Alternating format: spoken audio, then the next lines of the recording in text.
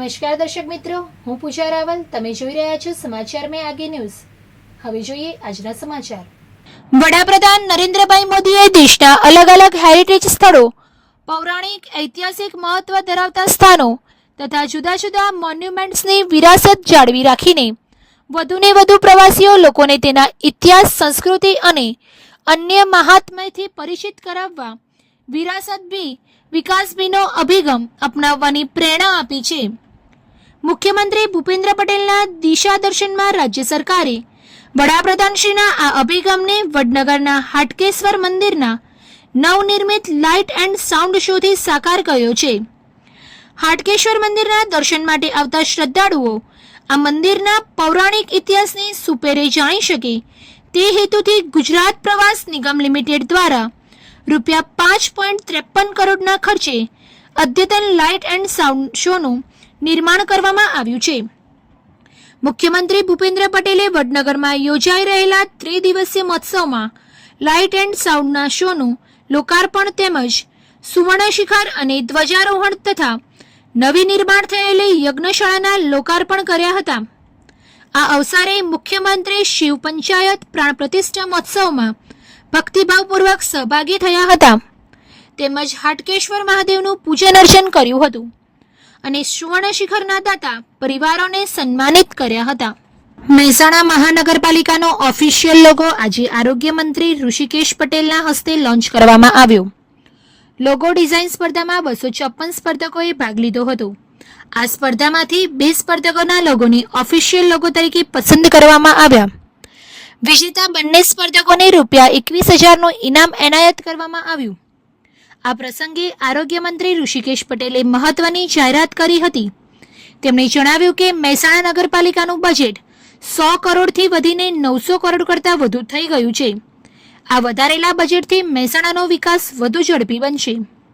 અખિલ ભારતીય પત્રકાર સુરક્ષા સમિતિની મહેસાણા જિલ્લાની પત્રકારોની મીટિંગ અને સ્નેહ મિલનનો કાર્યક્રમ મહેસાણા સર્કિટ હાઉસમાં અખિલ ભારતીય પત્રકાર સુરક્ષા સમિતિના અધ્યક્ષ જિગ્નેશભાઈ કાલાવડિયા સાહેબની રાહબરી હેઠળ કરવામાં આવ્યો, જેમાં મહેસાણા જિલ્લાના અધ્યક્ષ તરીકે અરવિંદભાઈ સાધુ, સમાચાર મેં આગે દૈનિકના તંત્રી તેમજ મહામંત્રી તરીકે વિસનગરના ખ્યાતનામ અશ્વિનભાઈ પંચાલ તેમજ મંત્રી તરીકે કડીથી શ્રી ભૂપેન્દ્રભાઈ ગોસ્વામી આ ત્રણેય પત્રકારોની 3 વર્ષ માટે નિમણૂક કરવામાં આવી.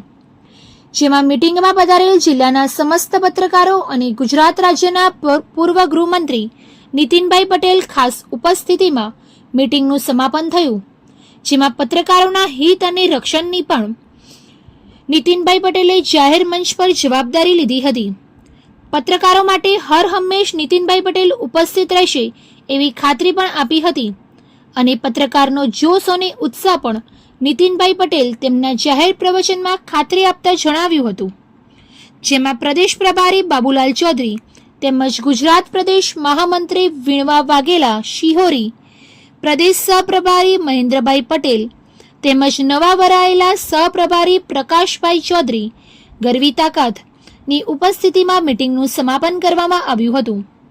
અમારા રાષ્ટ્રીય અધ્યક્ષ જિગ્નેશભાઈ કાલાવડિયાજીના માર્ગદર્શનથી ગુજરાતમાં 33 જિલ્લાઓ અને ભારતના 22 રાજ્યોમાં તેમની અધ્યક્ષતા નીચે ચાલી રહેલ અખિલ ભારતીય પત્રકાર સુરક્ષા સમિતિનું ગુજરાતમાં તેમજ ભારતના દરેક રાજ્યના પત્રકારોના હિત અને રક્ષણ માટે હર હંમેશ ચિંતા કરતા અમારા રાષ્ટ્રીય અધ્યક્ષ જિગ્નેશભાઈ કાલાવડિયાની અગાધ મહેનતથી આજે પૂરા ભારતમાં 40,000 પત્રકારોનું આ મોટું સંગઠન ભારતનું સૌથી મોટું સંગઠન ચાલી રહ્યું છે, જે ભારતના દરેક રાજ્યના દરેક જિલ્લાઓથી અને તાલુકા લેવલના અમારા પત્રકારો હર્ષની લાગણી અનુભવી રહ્યા છે, જેઓને પૂરા ભારતના પત્રકારો સાથે ખભે ખભો મિલાવી દરેક પત્રકારને પોતાનો અંગત ભાઈ સમજનાર અમારા અધ્યક્ષના આ મહાન વિચારોને દરેક પત્રકાર એકજૂથ થઈ એમનો નીકળેલ બોલ પોતાની ફરજ સમજી આજે પૂરા ભારતમાં ડંકો વગાડી રહ્યા છે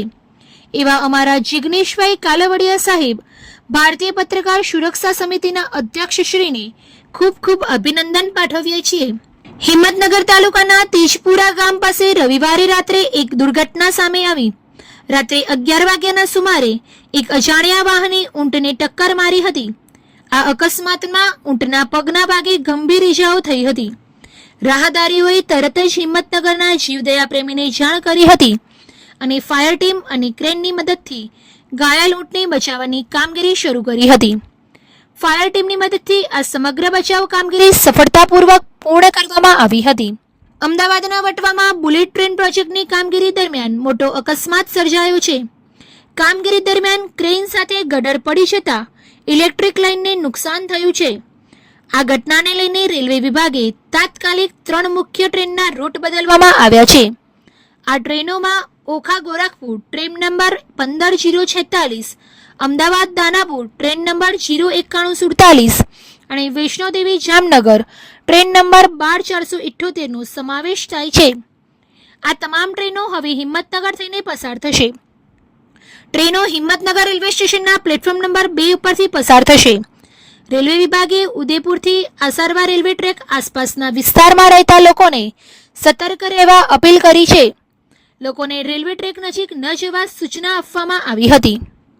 ઊંઝા માર્કેટયાર્ડ આગામી માર્ચ એન્ડિંગમાં હિસાબી કામકાજ માટે બંધ રહેશે. માર્કેટયાર્ડ 26 માર્ચ 2025 બુધવારથી 1 એપ્રિલ 2025 મંગળવાર સુધી બંધ રહેશે.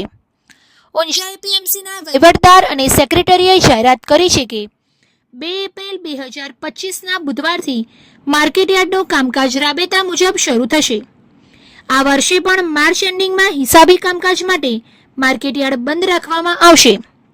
વડનગર હાટકેશ્વર મંદિર ખાતે આયોજિત કાર્યક્રમ બાદ તોરણ હોટલ પાસે મુખ્યમંત્રી ભૂપેન્દ્રભાઈ પટેલે વડનગર ખાતે ચાલી રહેલ વિવિધ વિકાસ પ્રોજેક્ટ સંદર્ભે સંબંધિત વરિષ્ઠ અધિકારીઓ સાથે સમીક્ષા બેઠક યોજી હતી. બેઠકમાં મુખ્યમંત્રીએ વિવિધ વિભાગના વરિષ્ઠ અધિકારીઓને પ્રોજેક્ટ સંબંધિત જરૂરી સૂચનો અને માર્ગદર્શનો આપ્યા હતા. આ બેઠકમાં મુખ્યમંત્રીએ વડનગર ખાતે ચાલી રહેલા વિવિધ વિકાસ પ્રોજેક્ટની કામગીરીનો અહેવાલ મેળવી વિવિધ વિકાસ પ્રોજેક્ટ ઝડપથી પૂર્ણ થાય તે દિશામાં કામગીરી હાથ ધરવા સંબંધિત વરિષ્ઠ અધિકારીઓને તાકીદ કરી હતી. બેઠકમાં વડનગરમાં ચાલતા વિવિધ વિકાસ પ્રોજેક્ટ વિશે સંબંધિત વિકાસ વિભાગના વરિષ્ઠ અધિકારીશ્રીઓ દ્વારા પ્રેઝન્ટેશન રજૂ કરી વિગતવાર જાણકારી આપવામાં આવી હતી. મહેસાણા મહાનગરપાલિકાએ 10,000 રૂપિયાથી વધુ બાકી વેરા ધરાવતા 8,500 મિલકત ધારકોને નોટિસ પાઠવી છે. આ પગલાંથી વેરા વસૂલાતમાં નોંધપાત્ર વધારો થયો છે. નોટિસ આપતા પહેલા મનપાની રોજની વેરા આવક માત્ર 1 લાખ રૂપિયા હતી. નોટિસ આપ્યા બાદ આ આંકડો વધીને રોજના 10 લાખ રૂપિયા સુધી પહોંચ્યો છે. મહાનગરપાલિકાની કુલ બાકી વેરાની રકમ 43 કરોડ રૂપિયા હતી. નોટિસના પગલે હવે 22 કરોડ રૂપિયાની વસૂલાત થઈ ચૂકી છે. વધુ સમાચાર માટે જોતા રહો સમાચાર મેં આગે ન્યૂઝ.